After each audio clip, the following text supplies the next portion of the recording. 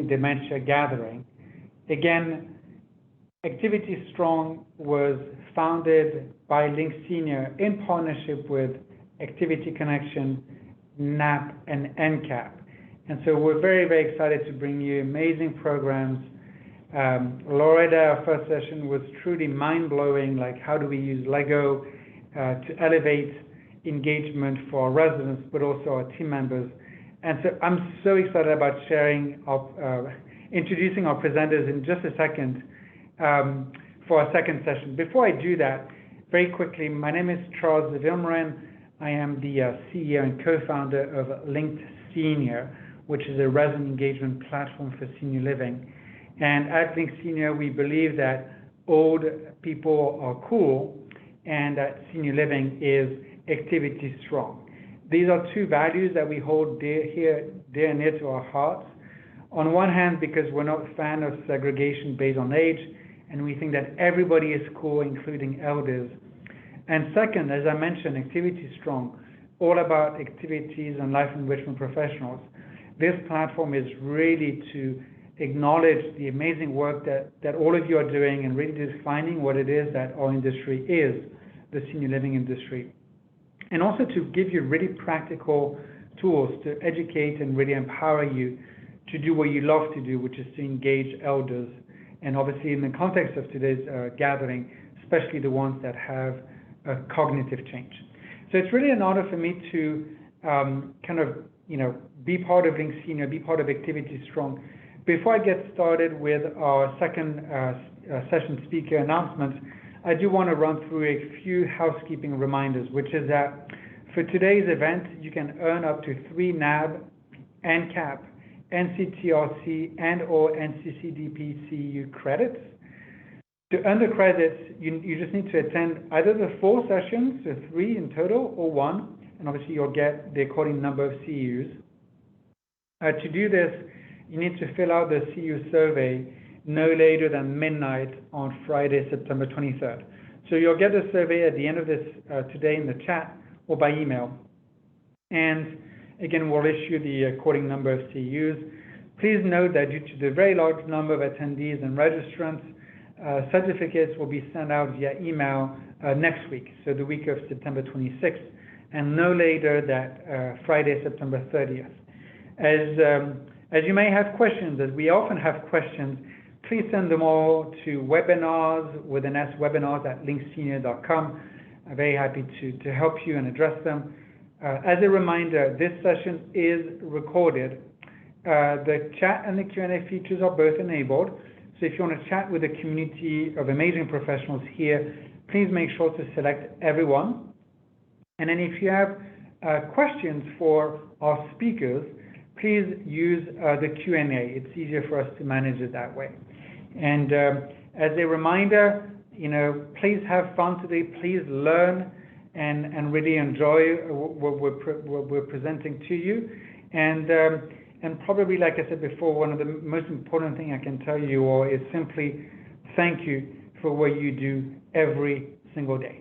So actually, that thank you can also be extended to both of our speakers. So I have had the honor and pleasure of knowing Danielle Palmer, who is the Director of Resident Services at Westminster Canterbury Shenandoah Valley. So Danielle, thank you for joining us. You've already done an Activity Strong webinar. Thank you so much for joining us on our Decoding Dementia Gathering. And Danielle is joined by Abby Darkangelis, who is the music therapist at her community, Westminster Canterbury Shenandoah Valley. And they are both going to share with us Dementia Inclusivity, our journey, your journey. So Danielle, Abby, take it away, and thank you so much for being with us today. Thank you, Charles, and everyone.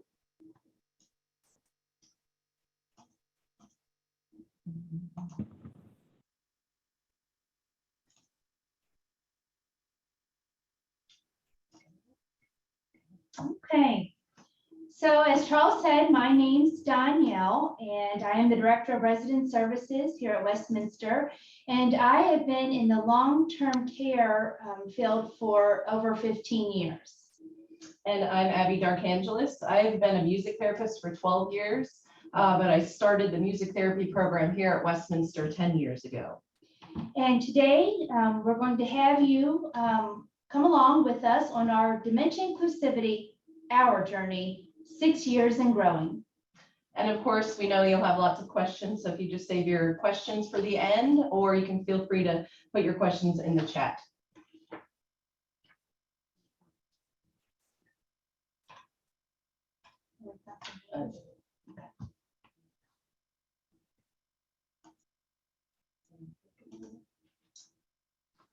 So today it is vital that we understand the individuality of those that we serve who are living with dementia. Today, you're going to witness how our community is paving our own path and walking together across all disciplines to break stigma, encourage interdisciplinary collaboration, promote meaningful resident engagement, and build a dementia inclusive community. We know that there are wonderful programs out there that you can buy into that address the many elements of a dementia inclusive community. But at Westminster, we decided to create our own program unique to our community. And so I think Megan will place a poll in the Q&A there for you, but we'd like to take a brief moment for you to answer that poll that's asking you to tell us about your community. Is your community on a dementia inclusivity journey?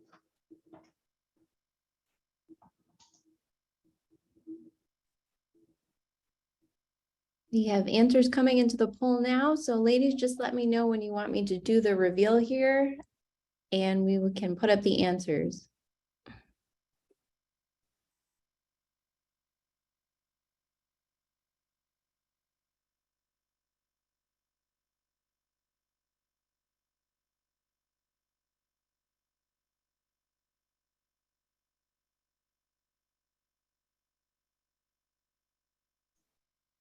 All right, I think we're ready for those answers and results. Okay.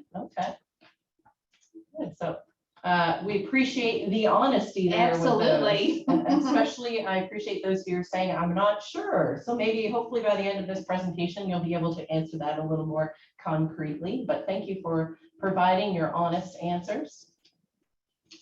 Let's see.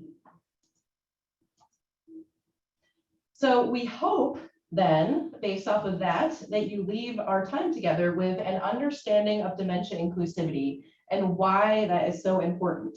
This includes the why, the thought process, who, and the value of involving everyone in this process. We hope you'll also leave the session able to identify how to start and maintain a dementia inclusive community. So this includes how to get people to buy in, some of the goals of this type of community, the outcomes, and also the impact on the greater community outside of just your community. And our intention is to provide many valuable tools which promote meaningful resident engagement, and we hope to arm you with resources to utilize on your dementia inclusivity journey. So you can see the latest stats here, which come directly from the Alzheimer's Association and their 2022 Alzheimer's disease facts and figures. So at our community, and maybe like some of you, we're seeing more and more residents entering the independent living side with some type of cognitive decline. So as we know, dementia is a progressive disease and it's currently non-curable and non-reversible. So this means that it's vital we help our community adjust to the needs of our residents and to that of the greater community. So here we deeply feel we would be doing a disservice if we do not share our knowledge with those who are struggling and in need. So why not dementia inclusivity?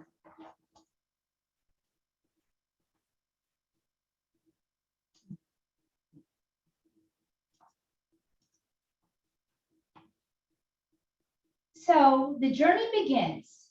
Our formal dementia inclusivity began in 2016 with the formation of the Interdisciplinary Dementia Inclusive Committee, which we will now say IDIC.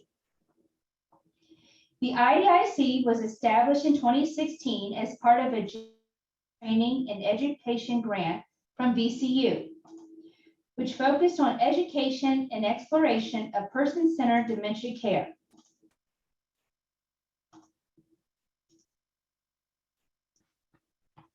The mission of the IDIC is to identify what we're doing well at Westminster when caring for persons living with dementia and to improve upon inclusion and care for individuals living with dementia, both at Westminster and in the greater Winchester community.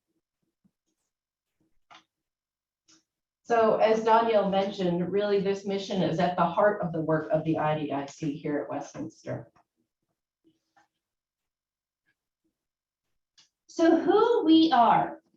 The picture that you see here is a picture that was actually just taken this summer, and we are in our healthcare courtyard, and you see a plethora of people. We have housekeeping, social work, nursing, dietary, finance, administration, salon, activities, foundation, marketing, music therapy, and then we also have resident liaisons on the IDIC. So it is important to realize that it's not just about social work. It's not just about nursing. It's not just about music therapy. What I see as a social work is going to be completely different than what the hairdresser sees, who sees someone every week. The daily interactions that our nursing staff have or the daily interactions that our dining staff have bring so much to the table. The marketing person sees the person from the beginning and then can give us some insight of how things have changed over the years. Our housekeeping can show us and tell us about subtle changes that are happening within the community, how they are addressing. It's important to know and to accept what everybody has to offer. It needs to be a well-rounded team involvement. So where to begin? So we know everyone's journey towards dementia inclusivity will look a little different because every community is unique. These are just the steps that we have taken here at Westminster. So first, we like to say, look around. So begin to understand what's happening in your community. Utilize one of the many free tools that are available to you to do an informal look at dementia inclusivity in your community. So we'll be sharing some of these available assessments later on. So next, report your findings. Ask for a meeting with the administrator, activity professionals, social workers, other professionals in the community that share a passion for helping others. Come prepared with the data that you collected. Bring copies of the tool for everyone to review. Don't be afraid to speak up. Next, seek out volunteers who are passionate about all things dementia. So this is where you could ask for recommendations of others who would be a good fit for the committee. So discuss low-hanging fruit and act. Low-hanging fruit these are the action items that can be put in place within days of noticing them. Next, discuss the long-term goals of such an endeavor. So we're looking at those low-hanging fruits, but what's the bigger picture? What are the goals of the committee? What do you want to get out of this work? And what does your community want to get out of it or need to get out of it? Strategize and prioritize. This is the planning phase of how to continue with the committee. Next, publicize and share the journey along the way. So spread the word to other staff members and to residents. And later on, you'll hear the many ways in which we have done this at Westminster. So lastly, be the champion of dementia inclusivity. If you want to see change, be the change. Keep dementia inclusivity in the forefront of people's mind. And this actual grid is very grassroots. You have to start somewhere, and that's what we did.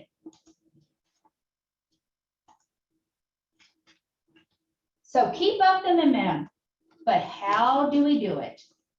Once you get your program up and running, how are you going to keep it going? How are you going to maintain it?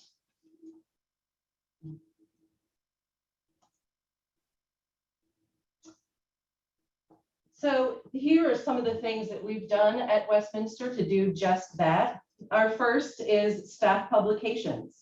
So here at Westminster, we have several opportunities for this. We have a monthly employee newsletter in which we share information, and some of that you'll see later. We also have a staff portal, so a way to communicate. It's an app on staff phones, so a way to communicate that information. Resident publications. Our residents do a monthly newsletter, and we do games, we do different types of changing of language. We get it out there so that everybody has that buy-in. Everybody is seeing what we are doing, not just the staff. Next is games with prizes. So in these publications, we offer a game called Dollars for Dementia, where staff is asked a question related to dementia care, and if they answer it correctly, they get $1 right on the spot. We also have published word searches, crosswords, other various games to introduce and reinforce the language of culture change and of resident-directed care. So if you are governed by a board, if you have the opportunity to present to your board, I say lightly, I do have that pleasure every couple months. And I make sure that our board is well aware of what is going on. They like to know and they like to be involved. So I want to make sure that they know that these things are happening. It's a great way to for them also to share with others in the community what we are doing here at Westminster. So making administration aware of changes. Not only is administration aware and supportive of the changes and our journey, but we actually have our administrator as part of the IDIC. Informing families. So we have an informal email chain for our residents' family members here at Westminster. So anytime that we have publications, awards, this webinar, we inform the families and make sure that they know what is going on as well. And so town halls, that is quarterly staff meetings where all staff are expected to attend. And we've used these gatherings to do educational skits, fun games. I recall one game where we acted out a skit and staff members had to throw their hand in the air to identify the incorrect or outdated term that was being used. And candy was flying everywhere as prizes to staff. And so people were having a great time learning. So we have a yearly education at Westminster, and all staff go through this. And during that time period, we actually do a dementia inclusivity section. We talk about culture change. We talk about the behaviors, the approach. We talk about whatever anybody else feels that needs to be talked about. We get it out there so that all staff, not just direct care staff, but all staff are getting and receiving this education to help our residents living with dementia. So next, roundtables. Roundtables are happening in the nursing area of our community. Engaging residents to be part of the change. Many of the things that we do, we have the liaisons. We encourage our residents to know what's going on. Unfortunately, some of them will live with dementia, so they need to know that they're going to be taken care of, but they also need to know how we are taking care of their neighbors, their friends, and their other loved ones here at Westminster. So moving on to questionnaires, as the music therapist, I created a questionnaire called My Musical Story, which gathers musical preferences and musical history and background of each resident here at Westminster. And a lot of that information is actually reflected on every resident's care plan and individualized service plan, so that every staff member knows how to utilize the appropriate music with each resident. And later on, you'll hear about a creation of a questionnaire that the IDIC developed called the Let Me Help You Get to Know Me form. Presenting to our residents. So every 6 months, the IDIC has the pleasure of presenting to our residents findings of the work that we are doing here at Westminster Canterbury. We like to, again, keep it in the forefront of everyone's mind, but it also, again, allows those that are just moving into the community to know that we are doing these things. And so council meetings in our health center and assisted living neighborhoods, we have resident council meetings monthly. And resident association, just like what Abby said about council meetings happen, and we're able to present and give information, just another platform. And we also share similar information in the annual education day. We share it with our new hires. So orientation, all new hires are introduced to culture change and to the best practices in dementia care. And I just want to point out, you know, for those that are on a budget, there was only literally one item on here that would cost anything to you, and that is the games with prizes. You know, we want to make sure that, you know, this list is not just, you know, inclusive. There's so much more that can be added, but these are free. So education, you know, is free. You know, getting this out to the other staff members is free. Getting it out to the residents is free. It just takes a little extra of your time. And so going hand in hand with that, to assist you with your dementia inclusivity journey, we've provided a handout of a list of resources for further assistance, many of which are little to no cost. And I want to point out that the best resource out there is each other.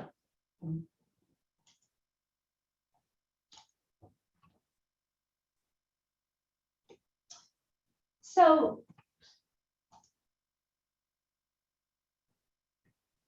okay, so that was getting a little happy there, but this is a collage of some of the things that are going on here at Westminster. And we're just going to briefly describe each of these. And again, feel free to take them and share them. So the first one is up in the left-hand corner is where we're going to start, and it's our Culture Change Champion. And so the May's Culture Change Champion is Debbie. She is a housekeeper, and you know, how the Culture Change Champion is chosen is someone who's making a difference in the lives of persons living with dementia.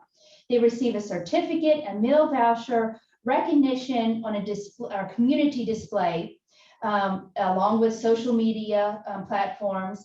It's in the staff publication, and any staff member can be nominated by their coworkers, by residents, and or by family members.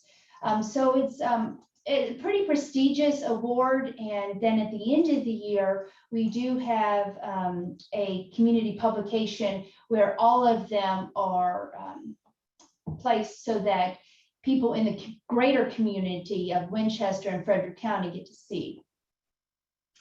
So to the right of the Culture Change Champion, you see a picture of our Imagination Station. So here at Westminster, we have a full-time art instructor with a beautiful studio, but recently the art instructor and the residents worked together to design and name an additional art studio in our health center.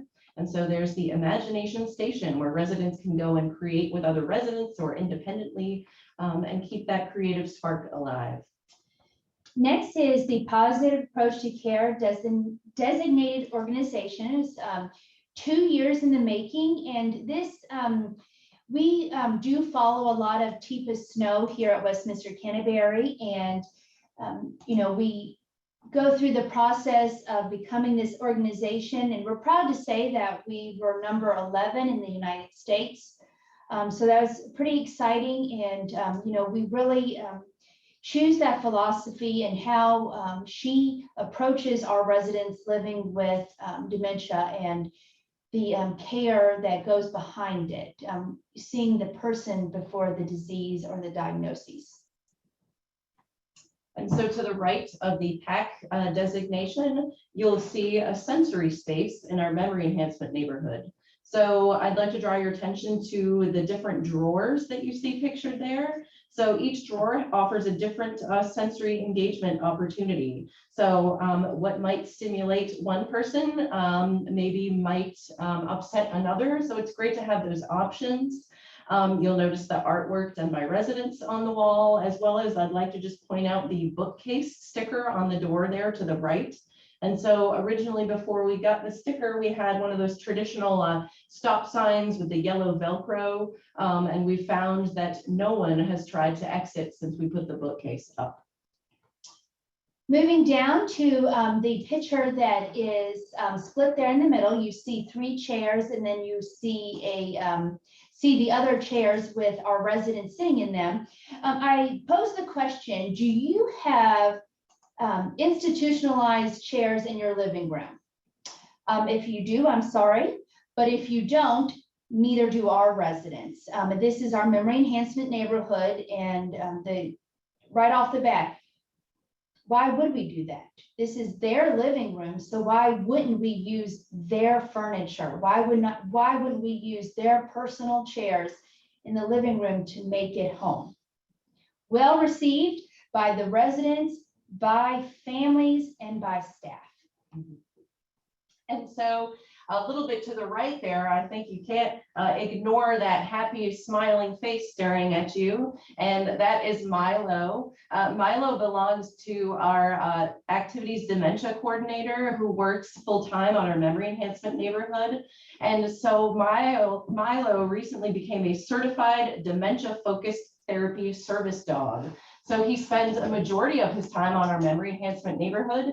However, Milo and his mom also go do one-on-one visits throughout the community. The next, you'll see the CARF International certificate, and 5 years in the making, but we received the Dementia Care Specialty program for our assisted living memory enhancement neighborhood. And was a collaboration of the IDIC leading and spearheading it, but also all of the staff that work on our memory enhancement neighborhood, and how we came together to complete this document, go through the actual survey, and receive this. It was a very emotional day, I will put that, when we received that.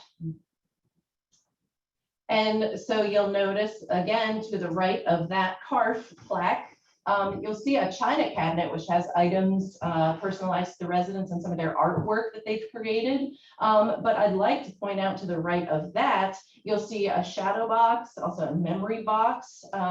And each resident has one of these outside of their apartment door in the neighborhood. And so the activities coordinator work with the residents and sometimes the family members to pick out items that are meaningful to the residents and tell their life story. So not only is this a way for the residents to identify where their apartment is located, but it's also a great talking point for residents and staff and other residents to get to know each other, their story, and what's meaningful to them.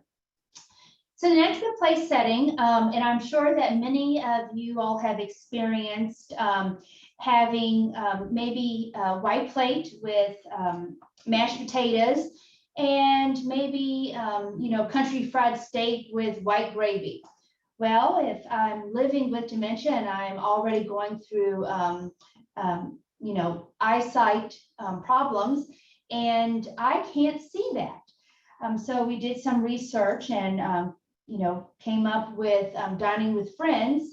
That national program came out, and the neon green, that contrast, is really what the last color that a person living with dementia can actually see.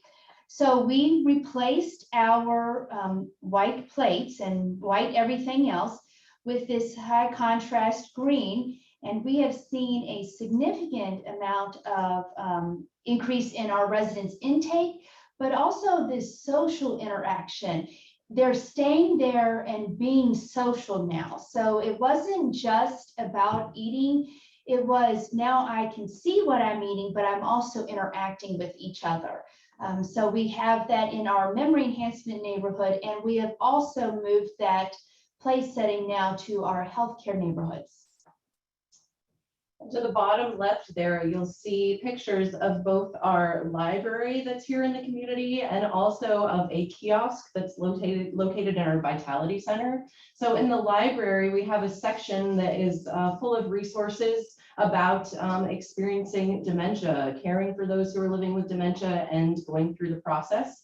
And of course, brochures and handouts in the kiosk. The next picture of pictures is something that goes hand in hand with the chairs in the living room. So I would assume that most of you all have pictures of your loved ones that are displayed in your home. So I beg the question again, why wouldn't we have those pictures in our residents' living area? So the pictures that are on the wall are actually of our residents, their family members, little bit of everything. There's some pictures of them when they were younger, some when they were married, so all through their life. But again, why wouldn't we do this? And again, it doesn't cost anything but a hammer and nail sometime. And the last picture there on the bottom right, I mentioned staff publications previously. And so these are two of the items that we publish. Monthly, we have a word of the month. So this is focusing on changing the language that we use when speaking about living with dementia or caring for folks living here at Westminster to more current terms. So things like demented patient are now person living with dementia, or community instead of facility. So making sure we share this information with staff and residents. So I want to tell a story here, and I think that, I do tell this quite often.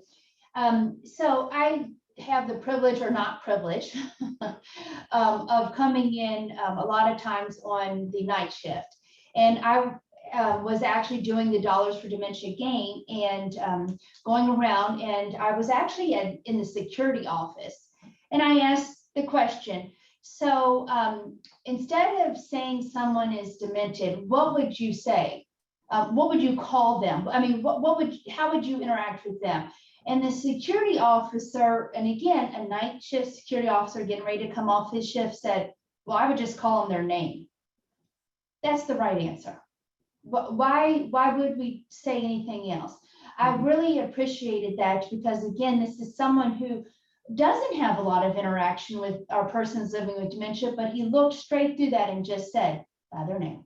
Love it. So Danielle is referring to our Dollars for Dementia game that I mentioned, where we ask questions about anything related to dementia care. And if they staff get the question right, they get $1 on the spot. We award $3 a month.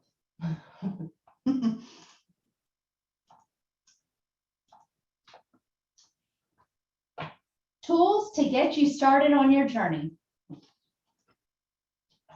So one of the concrete tools I mentioned earlier is providing assessments to utilize to see how well your community is doing on your dementia inclusivity journey. So this tool is the Artifacts of Culture Change. It's a self-assessment tool. It's designed to quantitatively assess how well a community is doing on a culture change journey, and to assist with becoming aware of concrete changes that leading homes have made to their policies, their practices, and their environment due to their commitment to the principles of culture change. So you might be thinking, what does culture change have to do with dementia inclusivity? But we know that resident-directed care is the best practice for dementia inclusivity and care. So this tool is just another means of inspiring these changes necessary to building that inclusive community. So you can access the Artifacts of Culture Change tool for free through the Pioneer Network's website.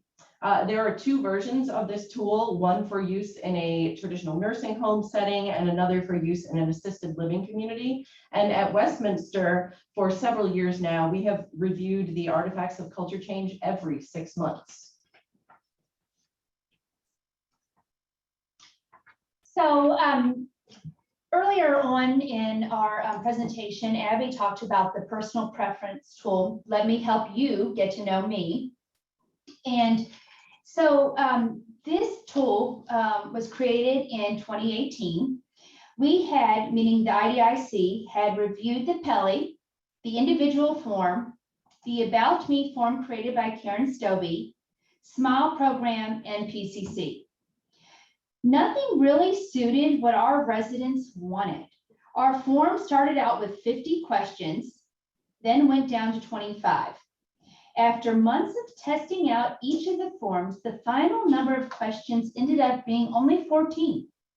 The testing included our independent living, our assisted living, and our healthcare residents. Ultimately, the residents made the decision of the questions to be asked. All staff have access to the Let Me Help You Get to Know Me form.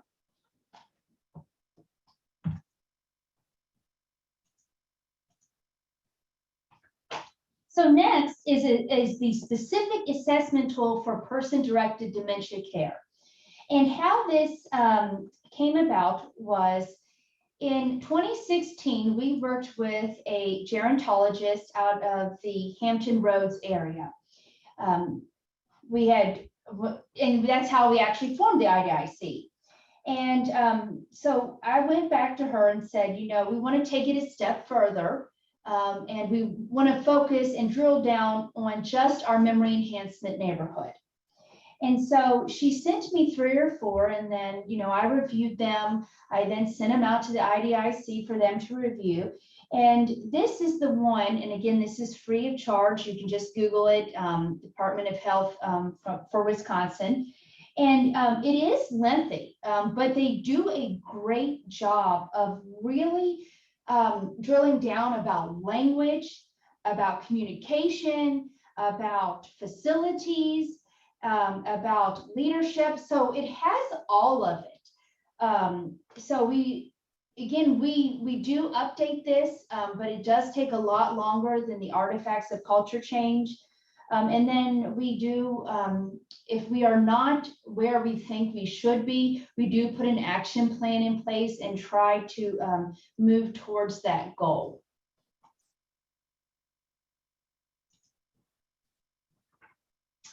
So there are endless resources out there, as I'm sure we're all aware, but these are just a few of the websites that we utilize almost daily here at Westminster. So I mentioned the Pioneer Network earlier with the Artifacts of Culture Change, and they recently joined together with the Greenhouse Project. We mentioned CARF. So if you're interested in pursuing that dementia care specialty program accreditation, you should go to their website. Also, of course, TIPA Snow and the Positive Approach to Care, which if you haven't gone to their website, they do have many educational video resources, which are great. And of course, Linked Senior, which provides fabulous inspiration and resources for resident engagement. Oh, you did take one. Okay. Oh, let's see here. What about making sure that everything is accredited and verified too? That is really important. So in addition to the previous handout I mentioned, I want to be sure to bring to your attention additional handouts we provided for your use. You'll find a brochure for the IDIC, a printout of an example of the word of the month and the Dollars for Dementia feature. Also an example of our Culture Change Champion Award, several examples of educational games and puzzles, our Diversity Committee brochure, a summary of the GTE grant that we mentioned, and also a copy of our Let Me Help You Get to Know Me form. And as mentioned, in addition to our work at Westminster, the IDIC is also committed to improving dementia inclusivity and care in our greater community, which we continue to do through community partnerships. So one of the partnerships that we had was the Positive Approach to Care engagement for care partners. TIPA Snow actually came to this area, Frederick County, City of Winchester, and presented at Lord Fairfax Community College, now called Laurel Ridge.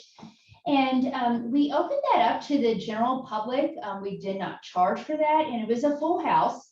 And she just provided activities, engagement, how to get people involved, and how to get persons living with dementia involved. Well received. She also spoke here at Westminster Canterbury and did an overview of dementia practices. And we continue with her positive approach to care here at Westminster. And so next you'll see a flyer for a community event that we held. Many of you may be familiar with the documentary Alive Inside, which features Henry and the use of iPods for those who are living with dementia. And so it really focuses on the importance of making sure we're utilizing music and individual personalized music for folks who are living with dementia. So here we had a community event where we showed this documentary, and then we had a panel discussion with myself and another music therapist at a different community. The last one on this slide is our memory cafe. We're very proud of this. We were the first one in the this area again to offer this. And this is a place where persons living with dementia can come and just be together, a fellowship. We partner with a local, this is a cafe, but an actual cafe that we partner with, and provide some beverages for those that attend to enjoy. We bring games. We do offer some education and support to the care partner, but this is more of a time of just being together and being with like-minded people. And so on the left there, you'll see some ladies holding certificates denoting that they have completed the Dementia Friends info session. And so if you're not familiar, there's Dementia Friends USA or Dementia Friendly, and also Dementia Friends Virginia. Perhaps your state might be part of the Dementia Friends initiative, but it's really an initiative to provide informational sessions which break the stigma that's associated with dementia and offer general helpful tips for how to engage with someone living with dementia. And so here, a lot of our staff have gone through those informational sessions. And then the second picture is of a flyer of another community event that we held that highlighted, again, a screening of a documentary called I Remember Better When I Paint. And so this is a documentary that highlights the importance of the creative arts for those living with dementia. And so this was spearheaded by our art instructor. And so after the viewing of the documentary, all participants engaged in an art activity of a watercolor memory quilt. And we actually have that quilt on display here in our Vitality Center. So some of the future things that we are in the works planning is a partnership with the Museum of the Shenandoah Valley. They do have a program once a month, twice a month, that they have persons living with dementia come and they do a special program, and we're hoping that we're able to partner with them soon. We will be beginning a care partner support group and a persons living with dementia group here on our campus. And then Abby is starting up a virtual family support group for those that actually work and not able to get here, during the day hours. So these are all things that will be happening within the next few months. So lastly, we would like for you to put your answers in the chat box, but we like to know, what is your community doing right now that we are missing? So take a few minutes and just give us some examples. Give everybody some examples. I think it's important that, again, we share this information with each other and that we can learn from one another. Gradual dose reduction of psychotropics, excellent. Health fairs, ooh, that's really good.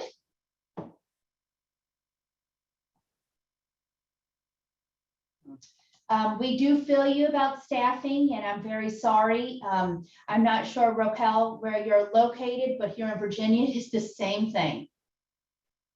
Namaste care, okay. Church, excellent. Oh, a dementia unit choir, okay.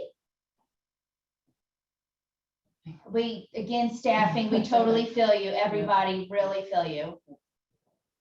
Oh, multi-care level dance parties, excellent.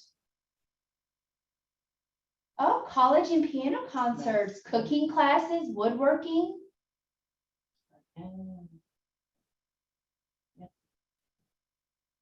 Scarf dancing, love that. Drum circles, we love those. Sign language, very cool. art class, outdoor dining. Oh, I love that. Yes, you say. Brownie waffle day, we're coming. Food related, of course.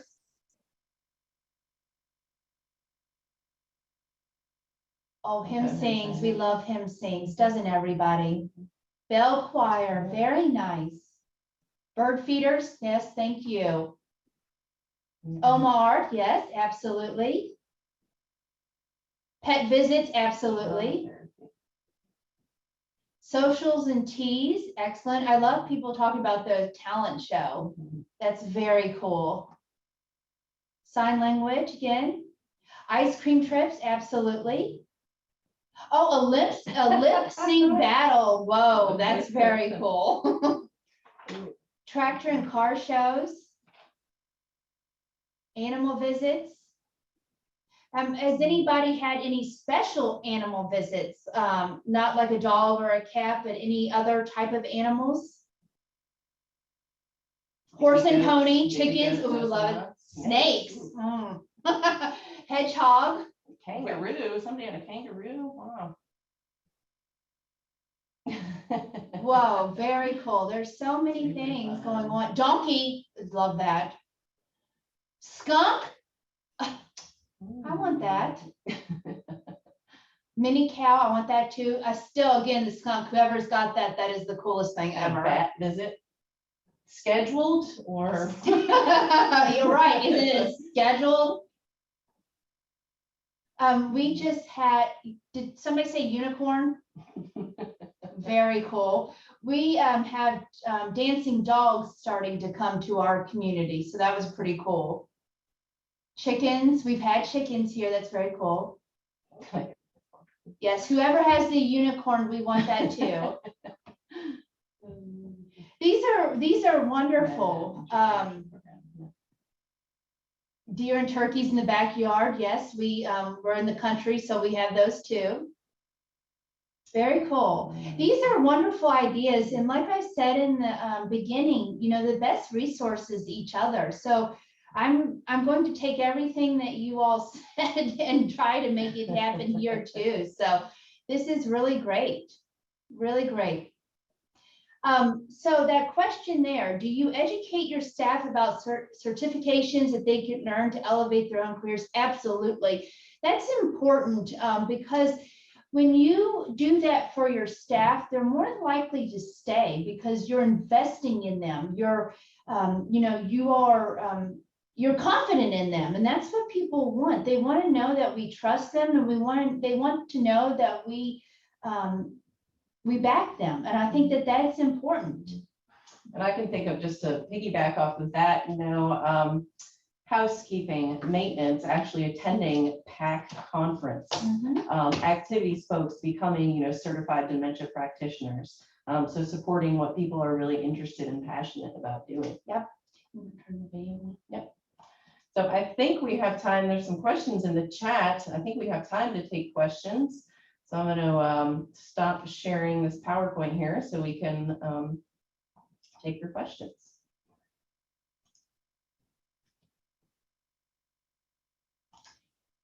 So if I may, Charles, it says how to have other staff members assist with positive change. Going back to just where we were talking about the flow chart, you really need buy-in from everybody. I agree with what you're saying and asking, but I think it's important to ask people, not just assume, you know, and not overwhelm them, because everybody is overwhelmed, but, you know, just ask them, just say, hey, you know, you work here every day. What do you see? What could we do? You know, again, it's the buy-in, but asking the questions and having them a part of something, something bigger than just that 8 or 12-hour shift. And I will say also, to go off of that, you know, even though we have this separate IDIC committee, we're actually having meetings twice a month where Danielle and the administrator are going to our memory enhancement neighborhood as part of CARF and asking, you know, what's going on? What issues do you have? What suggestions do you have? And so keeping that conversation open. And I do also think related to this is the staffing issues that many of you brought up that we also see. And I think that's why it's so important to have that ongoing education. So not just annual education day, not just orientation, but since turnover is so high everywhere, to keep that education piece constantly going. Somebody put in the chat box, valuing our staff members. Excellent point. That's all that needs to be said, value. It says something here about this cited for disguising an exit door by both state reps and fire marshals. I'm sorry. I'm sorry. Not here where we're at, which we're thankful for, because I would totally be all over them and educate them while we're doing this. But I'm very sorry. We'll put it that way. Another question there about, does Milo, our certified therapy dog, come to work with his owner, or does he live at the community? So Milo comes to work every day with his mom, who works in our memory enhancement neighborhood. But I will say that we do have pets of all kinds here all throughout the community. And so we just ask that someone be able to take care of their pet on their own, or hire someone to take care of their pet. But all kinds of animals around here. But Milo lives elsewhere and just comes to work. So are there any issues with residents sitting in another resident's chair? Sometimes. I'm going to be very honest with you. Some of the running funny that we call it is, it's kind of like the Mad Hatter's Tea Party. So each chair looks a lot different. But at the end of the day, the residents all get along very well. It is a small neighborhood. I will say that there are only 12 residents that live together. But if someone says, well, that's my chair, we can all be human and say, okay, she's sitting here now, but you can sit there when she gets up. And again, it's a humanistic thing that most of our residents are totally fine with. Next question is, being a CDP, certified dementia practitioner, good for activity staff? I would say absolutely. And I actually just sat through the training myself the other day. So I think it's extremely valuable.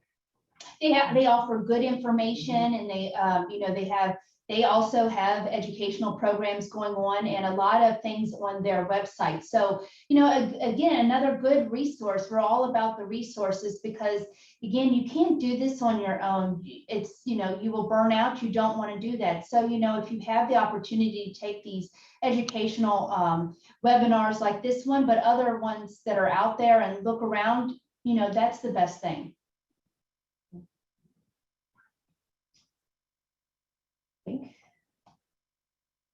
That's all the questions we see here from our end. Trying to look in the chat to see if there's any questions there. Is our neighborhood secured? So of course we are a no restraint community, but we do have wander guards for those who are have a history of unsafe leaving. So of course the doors are unlocked, and then if we have someone who is unsafe with their leaving, and the wander guard causes the doors to close until they're again at a safe distance away from the doors.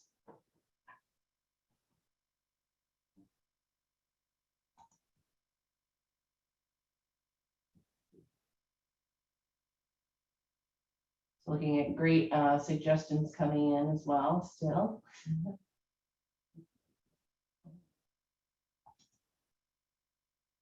How many people live in our community? Roughly 400. So we are a CCRC, independent living, assisted living, memory, and of course, health center. But again, our memory enhancement neighborhood is it's only 12.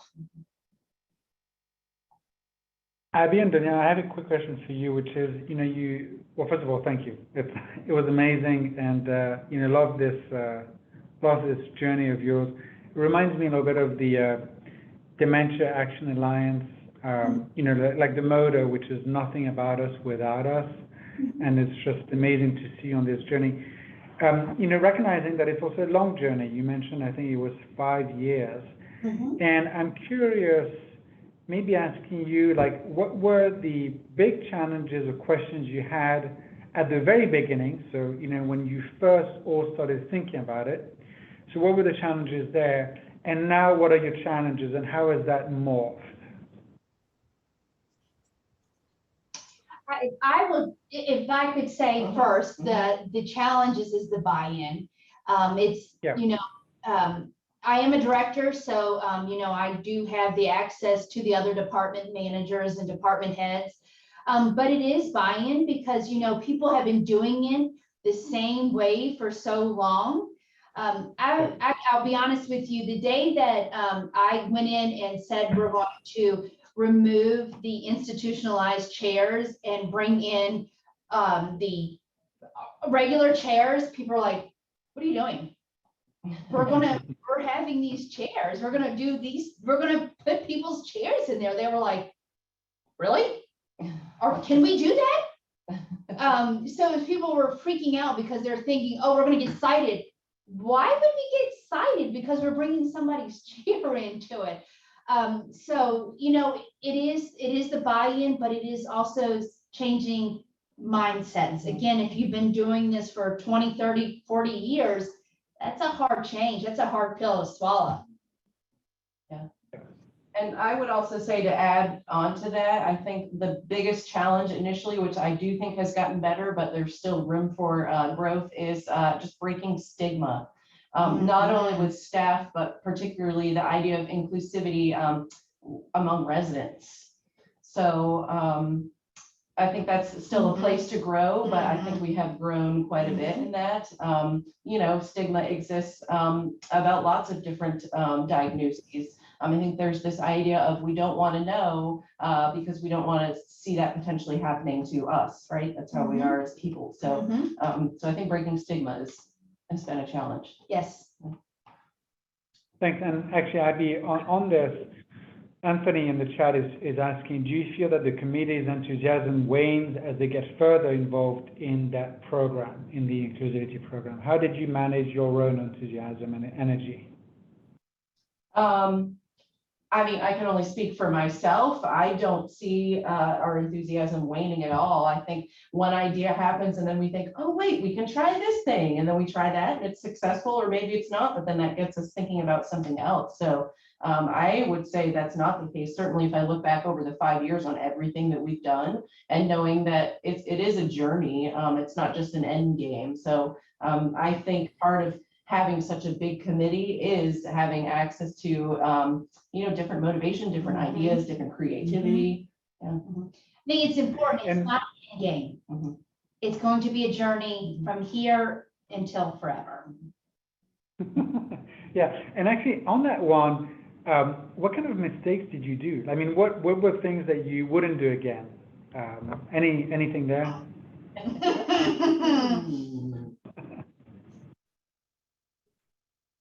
A mistake would be not trying. Yeah. Okay. Yeah. Fair enough. I think that and not everything has worked, we'll put it that way, but it would have been a mistake if we didn't try, because we can then say, you know what, we tried it, it didn't work. That's okay, let's move on. And I think just a very small practical mistake, things like the example that Danielle gave, where in culture change, the approved or appropriate term is this. And then when you take it to the folks that really matter, the residents, saying, well, what would you prefer? And then realizing they want something totally different, than what's the acceptable term. So some learning there. Yep. And actually, in the Q&A, we now have another question, which is, are all the levels of your CCLC lifetime community open for free use of all residents? How does that work? Are all levels of the community open for free use to anyone? Yes. In the community? Yeah. Yeah. Yeah, absolutely. Okay. Yeah. Okay. Yep. Cool. Well, we're at time. Danielle and Abby, thank you so much. It was an amazing combination of really valuable content, cool stories. I mean, 5 years, it's just an amazing journey, and please don't stop today. I'm sure you won't.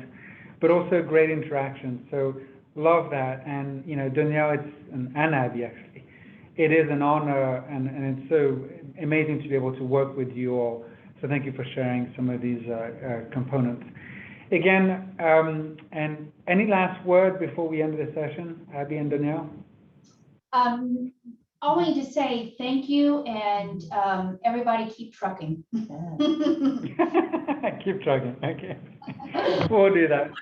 I've been Danielle. Again, thank you so much for joining us. This is the end of our second session, all about dementia inclusivity.